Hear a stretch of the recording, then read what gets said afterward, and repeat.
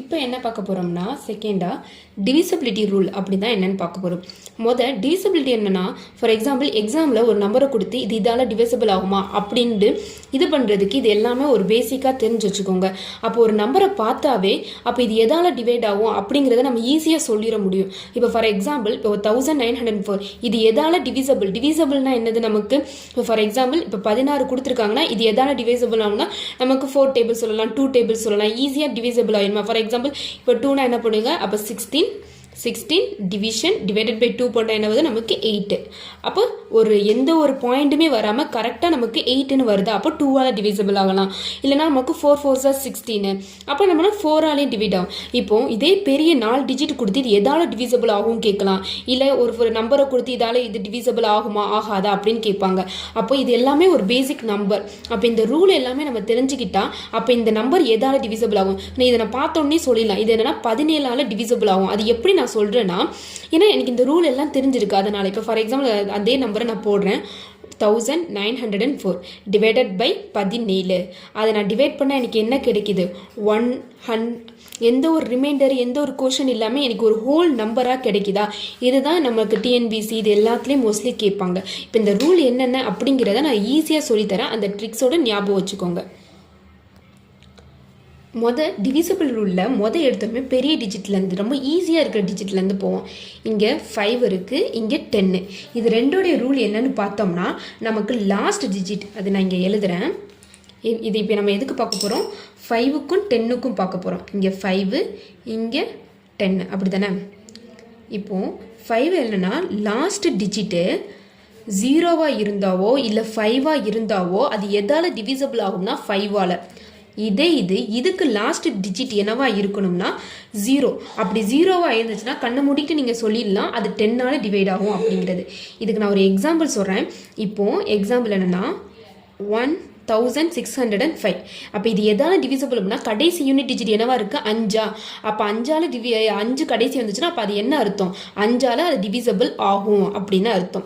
இதே நமக்கு இன்னொரு எக்ஸாம்பிள் 1600. இதில் என்ன இருக்குது, கடைசி டிஜிட்டு நமக்கு 0 இருக்குது. அப்படின்னா என்னது, 5ஆலையும் டிவைட் ஆகலாம், 10ஆலையும் டிவைட் ஆகலாம். அப்போ 5 டிவைட் பை அது என்னென்னா பாருங்களேன். இப்போ 1600 டிவைடட் பை 10 போட்டால் எனக்கு என்ன ஒரு சாலிடான நம்பர் வருதா, எந்த ஒரு பாயிண்ட் எதுவுமே இல்லாமல் 160ஆல் டிவைட் ஆகும் அப்படிங்கிறது. அதுதான் இது. இப்போ நம்ம என்ன பார்த்தாச்சு, இந்த இதில் 5ம் பார்த்தாச்சு, 10ம் பார்த்தாச்சு. இப்போ நெக்ஸ்ட் பார்ப்போம். இப்போ நெக்ஸ்ட் பார்க்கும்போது 2 பற்றி தான் பார்க்க போகிறோம். 2ஓட ரூல் என்னென்னா லாஸ்ட் டிஜிட் இருக்குது பார்த்தீங்களா, அது என்னவா வரணும்னா 0வா வரணும். 0 ஆர் ஈவன் நம்பர். அப்படி வந்துச்சுன்னா என்ன அர்த்தம்னா அது 2ஆல் டிவைட் ஆகும் அப்படின்னு அர்த்தம். இதுக்கு ஒரு எக்ஸாம்பிள் பார்த்துடலாம். 1658. அப்போ கடைசி நம்பர் என்னது நமக்கு ஈவன் நம்பர். அப்போ ஈவன் நம்பர் வந்துச்சுன்னா நமக்கு ஈவன் நம்பர்னு என்னது நமக்கு 2 4 6 8 அப்படிங்கிறத ஈவன் நம்பர். அப்போ ஈவன் நம்பர் வந்துச்சுன்னா அது என்ன அர்த்தம், 2ஆல் இது டிவைட் ஆகும். அப்போ இங்கே கால்குலேட்டரில் 1658 டிவைடட் பை 2 போட்டால் நமக்கு என்ன வருது, ஹோல் நம்பர். ஒரு முழு நம்பர் எந்த ஒரு பாயிண்ட் எதுவுமே இல்லாமல் 829 வருது. அப்போ அது என்ன அர்த்தம், நமக்கு 2ஆல் இது டிவைட் ஆகும். இப்போ அது ரூல் நம்பர் 2 கூறியதை பார்த்தாச்சு. இப்போ நெக்ஸ்ட் ரூல் என்ன பார்க்க போகிறோம்னா 3 and 9. இது ரெண்டுக்குமே ஒரே இதுதான். அதனால தான் இந்த 3ஐயும் 9ஐயும் உங்களுக்கு சொல்லி தப்புறேன். இந்த 3 9 அப்படின்னு வந்தாவே அதுக்கு என்ன அர்த்தம்னா சம் ஆஃப் டிஜிட்.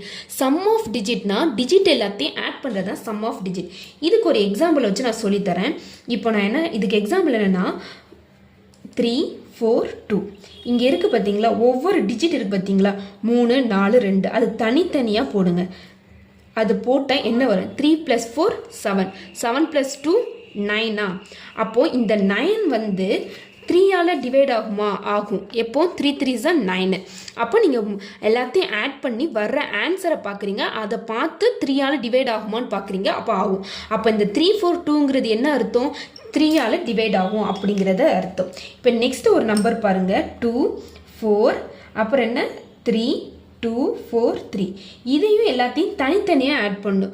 அப்போ 2 + 4 6, அப்புறம் 9 10 11 11 15, இங்கே என்ன வருது 18.